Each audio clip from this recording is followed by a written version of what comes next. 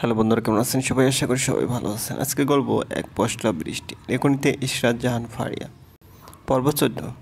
রাফু, তুমি কিন্তু বড্ড দুষ্ট হচ্ছ। রাফু গাল ফুলিয়ে বলল, আমি দুষ্ট নই। তাহলে এরকম ভিজলে কীভাবে? রাফু মাথা নিচু করে রইল। শোভা ধমক দিয়ে আবারও জিজ্ঞেস করলো, বলো। সাহেব আঙ্কেল। শোভা অবাক হয়ে বলল, কী হয়ে করেছে? উনি বারান্দায় দাঁড়িয়ে এভাবে বৃষ্টির পানি দিয়ে ছিটি ছিটি করছিল। আমি ওখানে গেলে আঙ্কেল বলল এটা নাকি অনেক মজার খেলা। বৃষ্টির সাথে খেলা না করলে নাকি জীবন সুন্দর হয় না। শোভা ছেলের মুখে পাকা পাকা কথা শুনে মাথার হাত দিল। তার শান্ত ভালো বাচ্চাটা আজকাল বড্ড চটাস চটাস কথা বলা শিখেছে। শোভা হেসে তোয়ালে দিয়ে মুখটা মুছতে মুছতে বলল, ঠিকই বলেছে, কিন্তু বৃষ্টির সাথে খেলা করতে হয় বড় হলে। কত বড়? এই ধরো আমার মতো।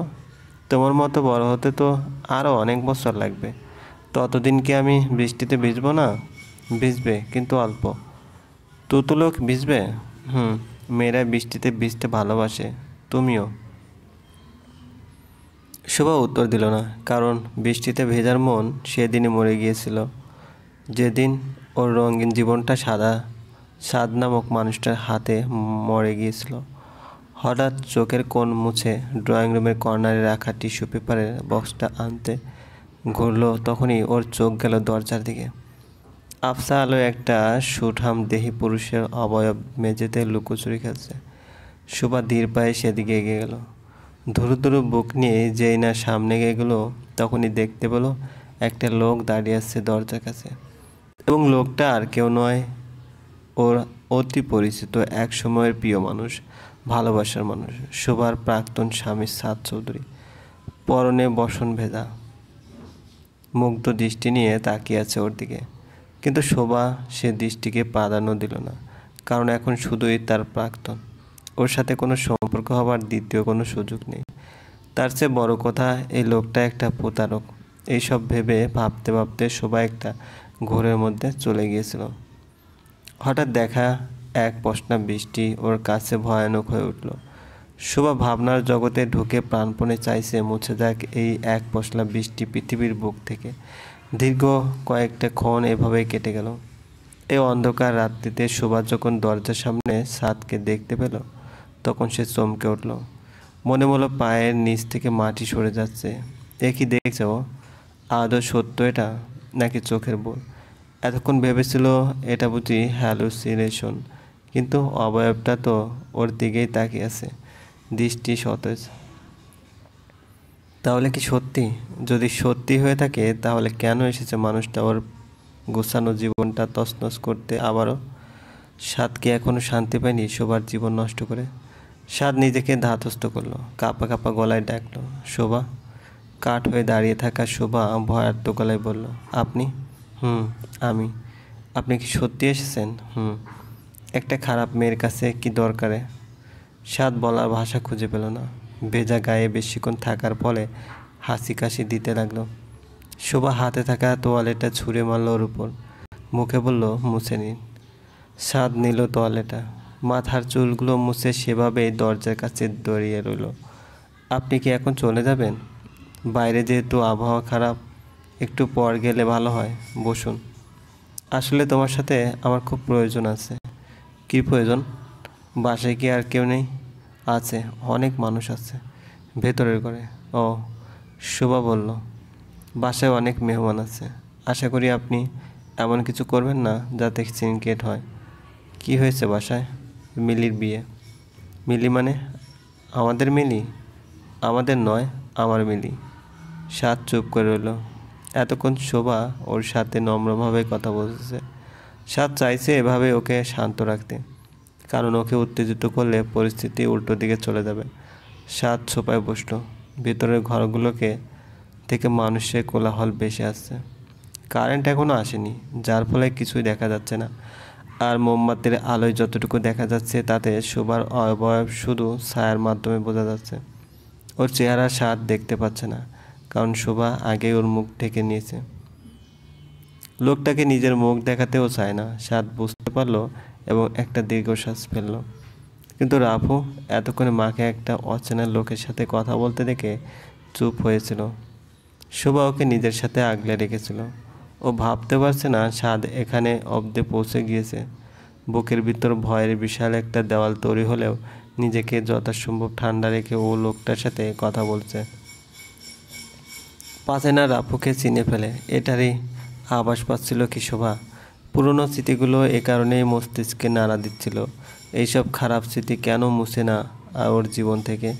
অভিশপ্ত অতীতের থেকে যেন পালানোর কোনো পথ নেই। শোভা রাফুকে নিয়ে রান্নাঘরে ঢুকে পড়ল। সাদ একা সোফায় বসে আগের দিনগুলোর কথা ভাবছে। বুকের ভিতর চিনচিন ব্যথা অনুভব হচ্ছে, আনন্দও হচ্ছে। আচ্ছা, ওর বাচ্চাগুলো কোথায়? এতক্ষণে তো ওদের কথা মনেই পড়েনি। আরে শোভা, যে বাচ্চাটার মাথা মুছে দিচ্ছিল ওটাই? Wait wait, disgusting. এটা নিশ্চয়ই ওর সন্তান।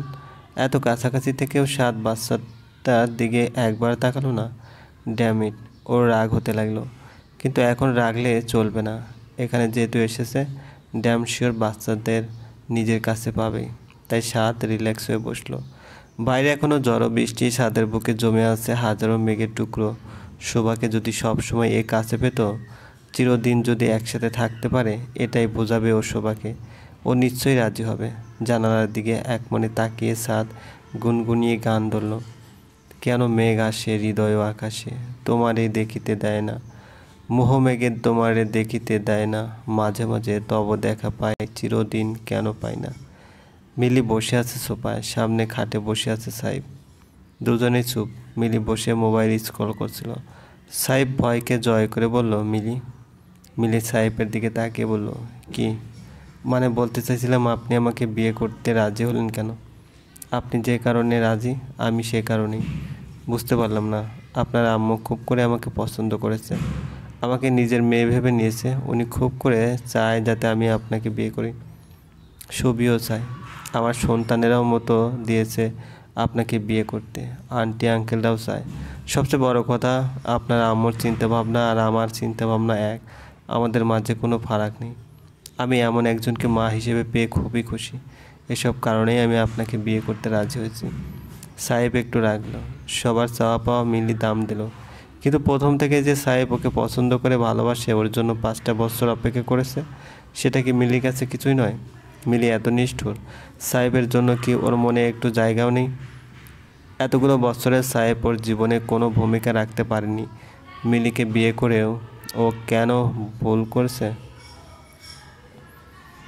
এসব ভেবে এক প্রকার রাগের মাথায় সাহেব মিলিকে বলল, আপনি সবার কথাই বললেন, কিন্তু আমার কথা তো একবারও ভাবলেনও না আপনি প্রিয়তা। আপনি আমি যে আপনার জন্য এতগুলো বছর অপেক্ষা করলাম, সেগুলো কোনো দাম নেই। দেখুন, আমার খুব কষ্ট হচ্ছে। আমি আপনার প্রতীক্ষায় রয়েছি। আমি আপনাকে ভালোবাসি। আপনি কেন বুঝেও না বোঝার ভান করেন কেন? মিলি প্রথমে অবাক হয়ে সাহেবের দিকে তাকিয়ে রইল। তারপর দ্বিতীয়বারের মতো থাপ্পড় পড়ল সাহেবের গালে। ভেজা চোখ দিয়ে সাহেব মিলির দিকে তাকিয়ে রইল। তারপর সাহেবের কাছে এগিয়ে এসে ওর ঠোঁটে আলতো করে ঠোঁট ছুঁয়ে দিয়ে বলল, বিশাল বড় ভাষণ দিতে পারেন, আর এই ছোট্ট কথাটা বলতে পারেন না যে আমি আপনাকে ভালোবাসি? এটা বলতেই আপনার 5 বছর খরচ হয়ে গেছে? সাহেব অবাক হয়ে মিলির দিকে তাকিয়ে বলল, আপনি ভালোবাসার কথায় বিশ্বাস করেন না বলেই বলিনি। তাহলেও বলতে হয়। বলতে গেলেই আপনার হাতের থাপ্পড়ের শিকার হতাম, নয় কি? কিন্তু ভালোবাসার মানুষটির হাতে থাপ্পড় খাওয়াও সৌভাগ্যের ব্যাপার। সাইফ হাসলো। মিলিকে বলল, আপনাকে এখন সত্যি সত্যি আমার মনে হচ্ছে, তাই নাকি?